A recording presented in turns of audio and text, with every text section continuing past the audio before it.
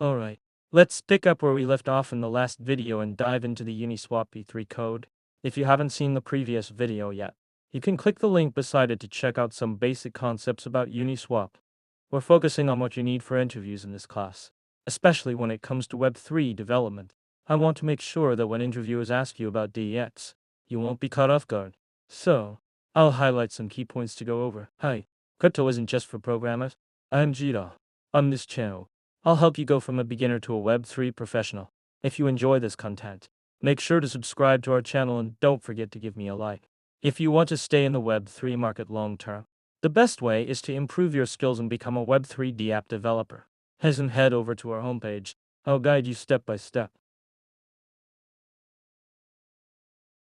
I won't go into every line of the code, but the main structure is made up of 4 contracts. Uniswap V3 Factory takes care of creating and managing the liquidity pools, while the Uniswap V3 pool is the main contract for each liquidity pool, managing liquidity, trading logic, while the Tick and TickBitmap contracts handle price ranges and liquidity distribution. Finally, the Oracle contract provides the time-weighted average price TWA empirical functionality. Let's first take a look at the Uniswap V3 Factory contract, which has a total of 73 lines. It's a really short contract that acts as a liquidity pool factory in Uniswap V3, used to create new liquidity pools. Each trading pair has 2 tokens, token 0 and token 1. Each pair corresponds to a unique liquidity pool.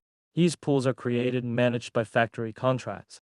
The main function here is create pool, is used to set up a new liquidity pool, where token I and token B are the addresses of 2 crypto assets, is the transaction fee rate.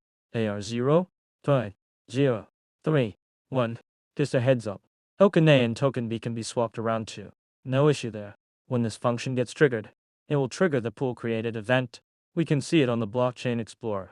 If you have a backend script, we can also catch new trading pairs being created. A lot of bots use this method to monitor new pools. We can open the Ether on Blockchain Explorer and check out the Uniswap V3 factory contract on the mainnet. Let's pick a random hash, click on it, then look at the logs. We'll see a pool created event here. Then we can see the relevant info. Like I mentioned earlier, a lot of bots use this method to monitor new pools. Check it out. There's a pool that was created 26 hours ago. In 35 to 46 hours, we can see that he used that pool to create a mapping. He took the 2 tokens from the trading pair, token 0 and token 1, mapped them along with the fees. This way, you can just plug in any token addresses and get the same pool address, which is pretty genius. Now, if we look up at line 45, we notice he actually checks if get pool has a value each time. If it does, that means it's already been created before, so he's not going to let you create it again. Line 46 is where it actually calls the method to create the Uniswap V3 pool. So, you're assigning the new pool contract address to the pool field. @deployer is the contract that just got deployed. The function itself is pretty straightforward, just 2 lines of code. First, we input the parameters we need in the first line. Then, in the second line, we use those parameters as a seed to generate a new address, which we'll use to create a new Uniswap V3 pool contract. We'll look at the Uniswap V3 pool contract. There are a few key methods in there, like the mint, swap, earn methods. For instance, the mint method is used to add liquidity, while the swap method lets you trade based on the current state and available liquidity. At the same time, the trading price adjusts based on price slippage, using the burn method to withdraw liquidity. Users can pull out their funds based on the price range they set when they provided liquidity.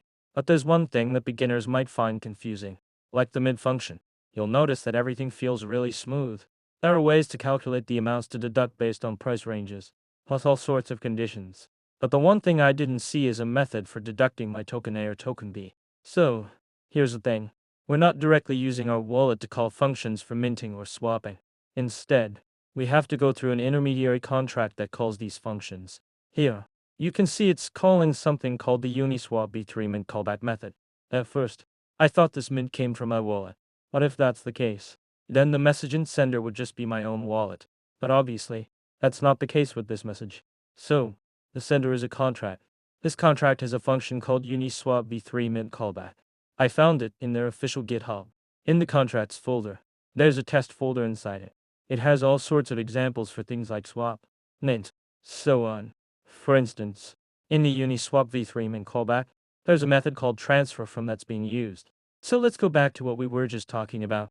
The message sender here acts like a middle contract, which makes things easier for everyone to expand on. You want to add similar features to your project, you can check out their GitHub test folder. They have all kinds of examples in there, like for swaps and stuff. Let's talk about some ways to use Mint. Then we'll check out the Tick and TickBitmap contracts. A big innovation in Uniswap V3 is how it manages price ranges, which relates to the Tick and TickBitmap contract. The contract takes care of managing the liquidity distribution and price ranges in the pool.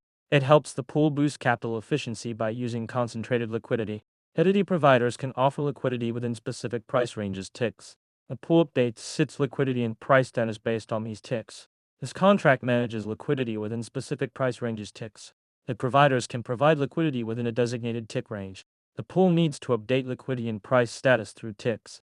Due to the large number of price ranges used and because Uniswap V3 uses a bitmap to mark valid tick positions in order to save on computation and storage space.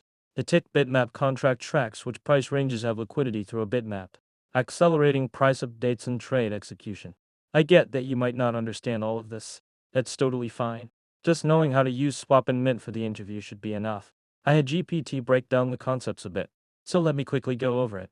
Honestly, I'm a bit confused myself too. Alright. This video has provided a general breakdown of the V3 contract structure and a simple usage guide. Although I didn't go through every line of the contract in detail, if you've made it this far, I believe that you'll be able to understand the official test folder on their GitHub as well. You're also welcome to join our community for discussion.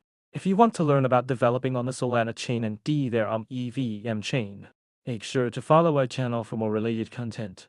If you'd like to join our community, you can visit our website, where you'll find a link to join our Discord server. See you there.